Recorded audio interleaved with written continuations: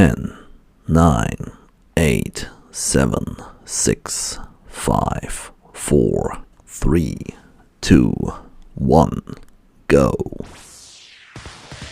Welcome to today's episode. We're about to take a deep dive into one of the most iconic places in the world, Manhattan.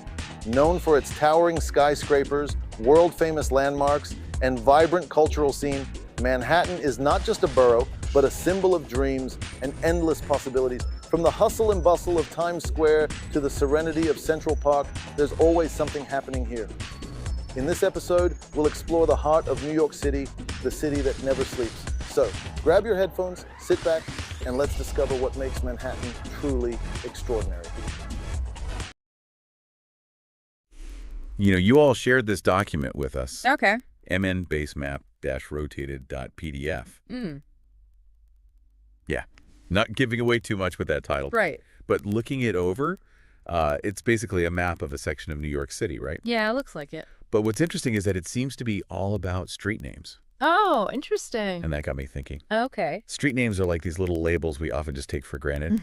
But what can they actually tell us about a place? Yeah. What secrets might they hold? I love that. Like, how much can we really learn just from looking at names on a map? Well, you've hit on something really fascinating there. Okay. You know, street names, they're way more than just labels on a map. Right. They can be like windows into the past, revealing all these layers of history and culture, Right. even the power dynamics of a city, Yeah. like in this section of New York City we're looking at. Okay, let's dive into this map then. Sounds good.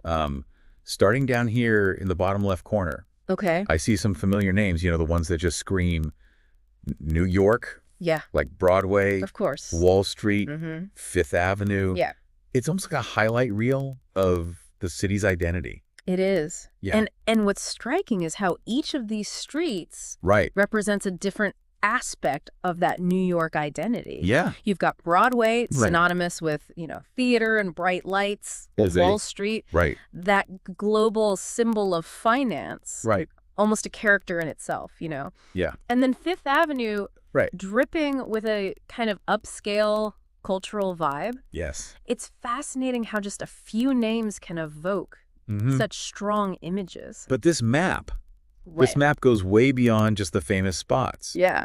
We see a grid of numbered streets and avenues, which I guess makes sense. You got to keep things organized in a big city. Sure. But then there are these little streets that sort of break the pattern. Like they're rebelling against the grid. Right. Like, what's the story with 612 Avenue? Oh, 612 Avenue. Yeah. That's one of those quirky exceptions Okay. that actually reveals a lot about how the city evolved. You see the grid system. Yeah. As logical as it seemed, it wasn't always, you know, perfectly implemented. Right. Over time, as the city grew and changed, Huh? you had these little anomalies pop up. And 612 Avenue is a perfect example of that. Okay. It's this tiny little pedestrian pathway Oh, wow. that actually splits two buildings. It's sort of a hidden shortcut through the city. That's awesome. It shows that even in a planned city, Right. there's always room for the unexpected. Okay, that makes you wonder, Right. what other surprises are hiding on this map? Yeah.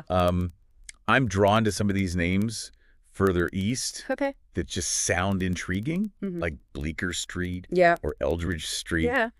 They have a different feel, like they're whispering stories about a different side of the city. You're right. Yeah. Those names, they often point to a side of New York Okay. that many people don't immediately think of. Okay. It's rich immigrant history. Take Eldridge Street, for example. Okay. Did you know that was once the heart of the Yiddish theater district? No, I did not. A real hub of immigrant culture in the early 20th century. Wow. It's a reminder that New York's identity Right. has always been shaped by waves of people from all over the world, and those influences are often reflected in the names of its streets. So we've got streets named after financial giants Yeah. and streets that echo with the sounds of Yiddish theater. Right? It's incredible how much history is packed into this one little map. I know. But I'm also noticing Yeah. that some streets seem to have more than one name, Okay. like Avenue of the Americas, Right. which I guess is also 6th Avenue. Mm-hmm. Is that a New York thing? Well, Or is there something more to it? That's a great observation. Yeah. And it touches on the idea that street names can be contested spaces, reflecting, you know, changing social values and power dynamics. Right. Avenue of the Americas, for instance, Okay. was a mid-20th century attempt to foster a sense of Pan-American unity. The idea was to celebrate Yeah. the connection between North and South America. Right. But many New Yorkers still stubbornly call it 6th Avenue. Really? It just goes to show that renaming a street Right. doesn't necessarily change how people think about it or use it. So it's like a tug of war between Yeah. the official designation and what people actually call a place. Right. You mentioned power dynamics, though. Yeah. What did you mean by that? Well, think about it. Okay. Who gets to decide what a street is called? Yeah. Whose history is being honored Mm. or erased? Right. Street names can be used to celebrate certain figures or events Right. while marginalizing others. Yeah. It's a way of shaping the narrative of a city. Right. And that's something that's often tied to Yeah. who holds power and influence at a particular time. Okay. I'm starting to see how Yeah. these street names aren't just random labels. Right. They're like pieces of a puzzle that when you put them together, Yeah. they start to reveal a much bigger picture. Exactly. And speaking of puzzles, Yeah. this map almost looks like a giant jigsaw puzzle Mm. with Central Park as the centerpiece. Right. All those streets surrounding it. Yeah. Central Park South, Right. Central Park West, Mm-hmm. Fifth Drive. Yeah. You can't help but notice the impact of that green space Right. on the city's structure. And not just the structure, Okay. but also on the city's identity. Okay. Central Park. Right. With its carefully planned landscapes Yeah.